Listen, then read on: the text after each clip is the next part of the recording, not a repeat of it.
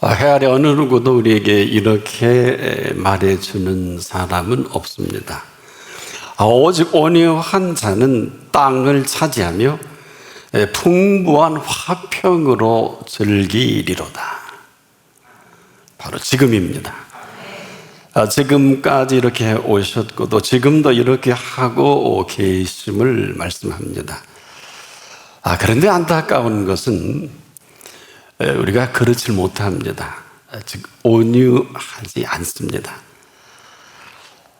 땅은 그렇지 않은 줄 알지만은 그렇지 않은 이 사실로 인해서 주신 땅을 차지하지 못하고 있습니다. 또 풍부한 화평도 찾을 수가 없어요. 오직 우리가 살아가는 상황에 휘둘린 것뿐입니다. 안타까운 것은 아무도 이런 줄을 상상도 못한다는 것입니다. 다른 억지로라도 나는 그렇지 않다, 너 내게 일어나는 일만 아니면 나는 지금 얼마든지 온유하고 또 온유한 사람이다, 그리고 아주 자신 있게 말하기도 합니다. 그럴 수 있습니다.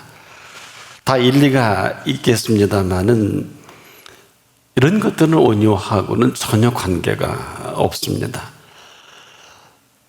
계속 상황에 우리가 빠져있는 우리들의 모습 그 이상의 그 이하도 아닙니다. 아무리 우리가 어떤 것으로 설명을 하고 또 변증을 해도 이 사람은 온유한 사람이 아닙니다. 우리가 아는 온유는 이 땅의 정서만을 이야기하고 있습니다. 그런데 우리에게 말씀하신 이 온유는 이러한 정서하고는 아무런 관계가 없습니다. 이 땅의 정서가 아니라 바로 그 나라 정서입니다. 천국의 정서요, 천국의 윤리입니다. 때 우리가 항상 스스로에게 물어야 됩니다. 과연 누구를 향한 온유일까? 또 누구 앞에서 온유냐? 이걸 물어야 합니다. 그래서 온유함을 말씀하실 때 하나님께서는 민수기 12장 3절에 하신 말씀이 있어요. 이 사람 모세는 온유함이 지면의 모든 사람보다 더 하더라. 이 사람 모세 온유함이 지면의 모든 사람보다 더 하더라는 이 모세의 온유함을 보시는 평가입니다. 상상할 수 없는 평가이기도 합니다. 그런데 이 일이 있기 전 모세가 구스 여인을 취한 일이 있어서 이 일로 인해서 미리암과 아론이 모세를 비방합니다. 이렇습니다. 그들이 여호와께서 모세와 말씀하셨느냐, 우리와도 말씀하지 아니하셨느냐 하며 여호와께서 이 말을 들으셨더라. 민수기 12장 2절이요 그대로 그 12장 3절에 이 사람 모세는 온유함이 지면의 모든 사람보다 더 하더라, 이렇게 말씀하셨습니다. 한마디로 이 모세의 온유함은 지면의 모든 사람보다 더 하더라 하시면서 이 모세의 온유함을 친히 평가해 주신 이 팩트입니다. 지면의 모든 사람보다 더 하더라. 모세의 온유함 앞에 너희는 그렇지 못하다는 이 말씀이기도 하죠. 그대로 그들의 말씀을 막아서신 하나님이십니다. 그래서 하나님이 보신 이 모세의 온유함을 아주 정확하게 말씀하시면서도 상대적으로 너희는 온유하지 못하다 하는 지적이기도 합니다. 때에 너희들이 모세를 운운할 너희들이 아니라는 겁니다. 내 사람 모세는 더한 일을 할지라도 그는 비방을 하지 아니할 뿐 아니라 내게 물을 망정 너희처럼 비방은 하지 않는다는 것입니다. 한마디로 비방한 이들이 못마땅한 하나님이십니다. 자, 이 사람들은 도무지 온유하지도 않을 뿐 아니라 한마디로 상황 파악이 제대로 되지 못하다는, 뭘 모르는 사람들이라는 하나님의 지적입니다. 모세는 지금 내 명을 받들어 이스라엘에게 약속한 땅, 그 약속의 땅을 차지하게 하기 위해서 지금 혼신의 힘을 다 다하고 있는 이 사실만큼이나 어찌 더 온유할 수 있겠냐 하는 이런 말씀입니다. 미리암과 아론의 말이 설령 그렇다 할지라도 이는 너희들이 관계할 일이 아니라는 것입니다. 너희가 지금까지 누구 때문에 여기에 왔고 지금 누구로 인해서 미리암과 아론이 존재할 수 있는가라는 이 물음이기도 합니다. 바로 이스라엘의 출애굽의 대장정입니다. 이 사람 모세는 내가 그를 부를 때 생명과 생의 전부를 쏟아 그 나이 80에 내 부르심에 응답을 하고 내 명을 받던 사람이다. 지금까지 그 생명을 조금도 아낌없이 나의 사랑과 내 마음을 이스라엘에게 나타내 보인 내 사랑하는 이 모세, 이보다 더 온유한 사람은 없다.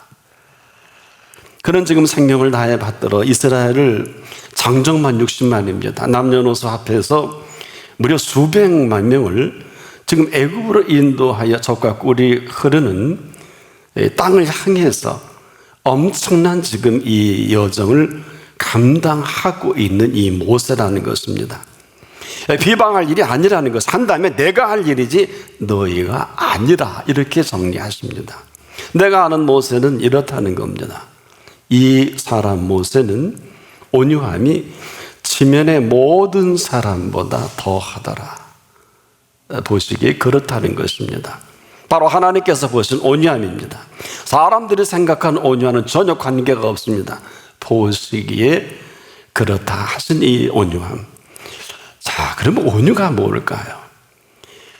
이 온유라는 것은 우리의 평가 대상이 아닙니다. 또 우리가 생각하는 온유는 더더구나 아닙니다. 이 온유함은 그냥 그대로 그분 보시기에 온유한 이 온유함을 말합니다.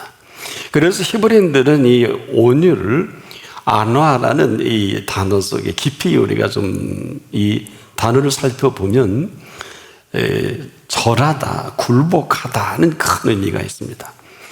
헬라인들은 이 단어를 프라우테스라고 할 때 짐승을 잘 길들여 있는 짐승을 이야기할 때 이 표현을 합니다. 한마디로 그렇지 않으면 그 땅을 절대 차지할 수 없다는 하나님의 말씀이기도 합니다. 바로 이 오직이 사실, 즉 오직 온유한 자는 땅을 차지하며 하신 그 젖과 꿀이 흐르는 땅을 차지하게 할 수가 있다는 얘기입니다. 우리가 아닙니다. 바로 차지하게 하시는 분이십니다. 그런데 또한 그들에게는 이러한 사실로 풍부한 화평으로 즐긴다 불가능합니다. 이들에게 풍부한 화평은 없습니다. 즉 온유한 자에게 허락하신 이 비밀입니다. 그대로 풍부한 화평과 즐거움, 그 땅을 차지하게 하신 확신과 그 기쁨이 넘쳐서 풍부한 화평으로 아주 즐겁게 하신 풍부한 화평, 바로 이것이 온유함의 비밀입니다. 여러분, 믿음은 기쁜 것을 말합니다. 기쁘지 않으면 믿음이 아닙니다. 상 주시는 믿음입니다. 그래서 우리는 믿음은 기쁜 것이지 믿음은 설명을 한다거나 믿음은 슬퍼한다거나 좌절하는 것을 용납하지 않습니다. 이로 인한 온유함은 그냥 그대로 이 풍부한 화평으로 즐거운 즐거움을 말합니다. 때문에 온유란 우리가 온유해서 무엇을 하는 것을 말하지 않고요. 온유하면은 오직 그 온유하게 보시는 그분 앞에서의 이 온유함, 이대로 그분의 뜻을 마음껏 이루어가게 하시는 자세와 태도이기도 합니다. 이런 모습이 아니면 그 땅을 차지할 수는 없습니다. 왜? 우리가 차지하는 땅이 아니라 친히 차지하게 하시는 그 땅입니다. 우리는 오직 온유함으로만이 그 땅에 발을 디딜 수가 있어요.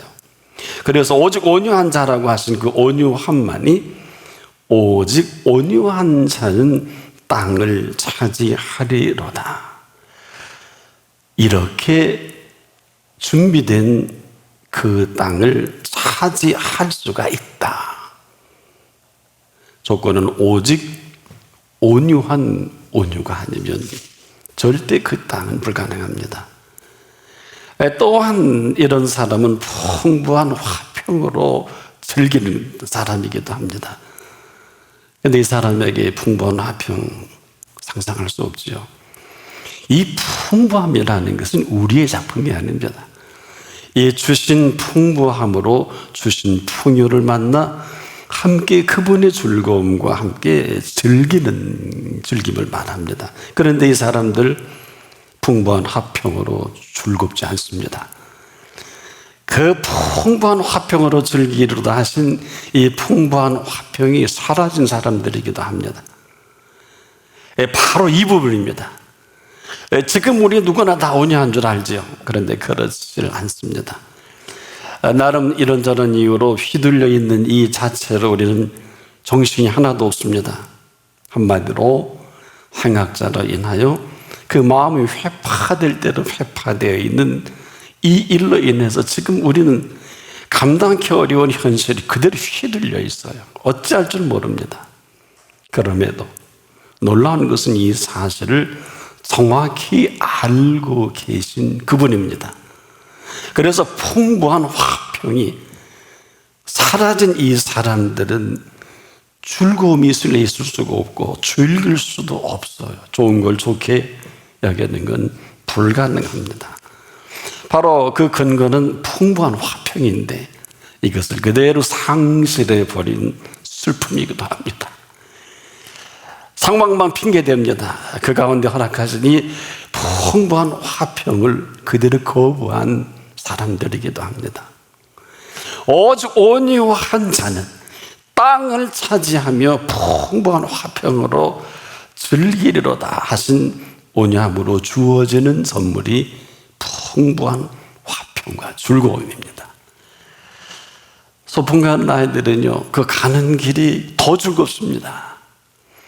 벌써부터 들의 꽃들이 달리 보입니다. 나를 위해 피어 있는 것 같고, 겨울 건널목 물가에 이리저리 움직이는 송사리 떼들은 나를 반기는 것 같아요. 하늘은 더없이 맑고 푸르고 청명한 하늘이 떠다니는 이 흰 구름은 그대로 나를 반기는 것 같은 흰 구름의 잔치로 꾸며놓은 소풍길입니다. 온유한 이스라엘에게 젖과 꿀이 흐르는 가나안을 준비해 놓으신 그분의 즐거움이 있어요. 미리 정탐까지 하게 하신 그분의 즐거움입니다. 그런데 그 길이 악하고 그 생각이 불의하지만 않다면 행악자로 인해서 불평할 일이 아닙니다. 이 행악자는 충격적이에요. 놀라지 마세요. 이 세상 숨 넘어갈 때까지 떠나지 않아요. 명심하십시오. 악인의 행위가 그렇다는 것입니다. 우리가 숨을 거둘 때까지 그 길이 악한 사람이요, 그 생각이 불의한 사람들은 절대로 떠나지 않습니다. 그런 가운데 그 뜻을 이루어가는 그 인도가 있습니다. 가장 극악한 그 한가운데 이루어가시는 걸 아십니까? 십자가는요, 예수님의 십자가만이 아니에요. 세 사람의 십자가입니다. 그리고 그 가운데 한가운데 서 계신 십자가입니다. 이것은 지금도 인류의 가장 극악한 한가운데 그 뜻을 이루어 가시는 십자가입니다. 무슨 얘기일까요? 이를 관계하지 말라는 것입니다. 언제나 그렇듯 이러한 복잡하고 이해할 수 없는 극악한 그 한가운데 그 뜻을 이루시는 십자가입니다. 잊지 않기를 바랍니다. 이것을 역설적 진리다. 보세요. 다 끝났다고 하는데, 그리고 다 끝난 줄 알지 않겠습니까? 그런데 다 끝난 그 한가운데 팩트는 텅 비어있는 무덤과도 같이 사람이 할 수 있는 모든 방법을 동원해서 가장 큰 돌을 막아놨습니다. 거기에 빌라도 임봉은 로마 황제의 임봉과도 같은 효력을 발생합니다. 아주 잘 훈련된 군사 둘을 그 무덤을 지키게 한 것입니다. 그런데 이 모든 사실이 허망하게도 빈 무덤만 남아 있습니다. 이것으로 모든 게임은 끝난 게임이라는 것입니다. 이것은 지금도 세상과 게임하지 말라고 하신 것입니다. 다 안 된다 그랬고요. 다 끝났다고 한 그 일 한가운데 되어지는 이 사실입니다. 무슨 사실일까요? 여전히 어제나 오늘이나 앞으로도 하나님으로서는 그렇지 않습니다. 그래서 오늘 우리가 이 사실대로 살 것인지 그렇지 않을 것인지 바로 그 선택을 지금 내가 합니다. 모든 범사가 그렇습니다. 저나 여러분이 보기에 합당치 않고 할 수 없는 일들이 얼마나 많습니까?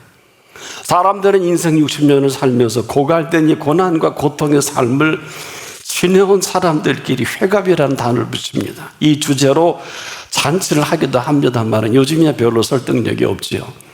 언강생심, 이 살아온 세월이기도 합니다. 자, 이게 대단히 중요한 진리가 있습니다.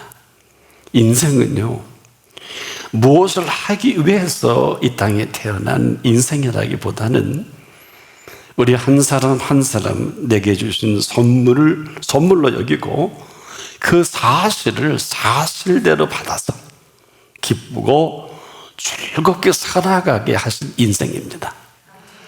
이것은 오직 그분 앞에서 주신 이 선물들을 마음껏 받아서 기쁘고 즐겁게 하신 그 인생, 이것을 거부한 인생이 즐거울 것도 없고 누릴 것도 없고 소망도 없는 것은 지당한 얘기입니다. 보세요. 양으로 생명을 얻되 더 풍성히 얻게 하신 생명입니다. 이를 외면하면 아무것도 안 됩니다. 우리가 가장 아름다운 헌신이라 할지라도 이 주신 풍성함과 즐거움이 아니면 의무가 돼요. 그냥 율법이 됩니다. 억지가 되고 가장 추합니다. 하지만 주신 이 풍성과 즐거움은 우리의 작품이 아니에요. 우리가 애써서 일평생을 지상 최대의 재벌을 모아도 전혀 관계가 없습니다. 주신 풍성과 즐거움입니다. 이것은 위로부터 허락이 됩니다. 이 주신 즐거움과 풍성함이죠. 이 모든 것 주신 분을 아무것도 아닌 것으로 만들어 버리고 산다. 삶이 얼마나 피폐합니까? 아무리 돈이 많아도, 아무리 자기가 원하는 뜻을 이루어도 즐거움과 풍성이 없이는 결코 아무리 좋아도 좋은 것은 좋은 것으로 여길 줄을 모르고 살 수밖에 없어요. 사실 10명을 붙들고 당신에게 있어서 자식은 얼만큼 소중한 존재입니까? 물으면 정확하게 답할 수 있는 사람이 몇이나 될까요? 아니, 내용이 아니라 네, 자식은 여호와의 주신 기업이요 태열면의 상급입니다. 모르진 않을 것입니다만은 이렇게 알고 믿고 이런 정말 선물로 알고 만약에 자녀를 키운다면 뭐 지금 하나님이 영광을 받으실 것입니다. 아니잖아요. 그래서 신명기 4장 4절에 보면 오직 너희 하나님 여호와께 붙어 떠나지 않는 너희는 오늘까지 다 생존하였느니라. 붙어 떠나지만 않는다면 그 다음은 이런 거예요. 가지가 포도나무에 붙어 있는 그 가지로 살아가게 하시는 생명 보장의 원리가 있습니다. 내가 그분을 떠나지만 않는다면 결코 나를 떠나지 않습니다. 오직 온유한 자가 땅을 차지하며 풍부한 화평으로 즐기리로다. 소풍간 아이처럼 그 아이는 가는 게 더 즐겁습니다. 그리고 가서도 즐겁습니다. 오직 우리가 그분 앞에 온유할 수 있을 그때 이 풍부한 화평으로 즐겁게 하시고 즐기는 이 온유함을 잊지 않기를 바랍니다. 그래서 온유는 온유하게 하신 분 앞에 같은 공감 능력으로 살아가게 준비하신 놀라운 삶의 풍부한 화평이요, 우리의 삶을 아주 인도하게 하는, 즐겁게 만드는 즐거움으로 살아가게 하는 비밀이 있습니다. 지금 살아계신 하나님이십니다. 이 살아계신 하나님의 이 풍성함처럼 풍성함이 어디 있을까요? 그런데 사람들은 다 등을 돌려 있습니다. 이분을 찾지 않습니다. 전심으로 안 찾습니다. 전심이 엉뚱한 데가 있습니다. 돈에 있습니다. 부동산에 있습니다. 출세에 있습니다. 야망에 있습니다. 해가문에 있습니다. 자식에게 있습니다. 남편에게 있습니다. 아내에게 있습니다. 부모에게 있습니다. 나의 욕망이 사라지지 않습니다. 즐거움도 없고 풍부함도 없고 풍요도 없습니다. 하지만 살아계신 하나님 앞에 위로 주시는 풍부함과 즐거움을 놓치지 않기를 바랍니다. 오늘도 이 풍부한 즐거움으로 우리를 부르신 이 자리인 것을 잊지 않기를 바랍니다. 놀라운 사실은 오직 온유한 자는 그 땅을 지으신 분의 차지입니다. 이 이야기는 영원한 지경까지 생각하신 그 차지함을 결코 놓치거나 잊지 않기를 바랍니다. 오늘 이런 생애가 시작되기를 바랍니다. 기도하겠습니다. 우리에게 이런 엄청난 천국의 정서와 오늘도 우리가 할 수 없는 천국의 윤리로 초대해 주시고 이렇게 풍부한 화평 아래 오늘 저희들을 다시 붙어있게 하신 하나님의 은혜를 찬양합니다. 그대로 인도하옵소서. 예수 그리스도의 이름으로 기도합니다. 아멘.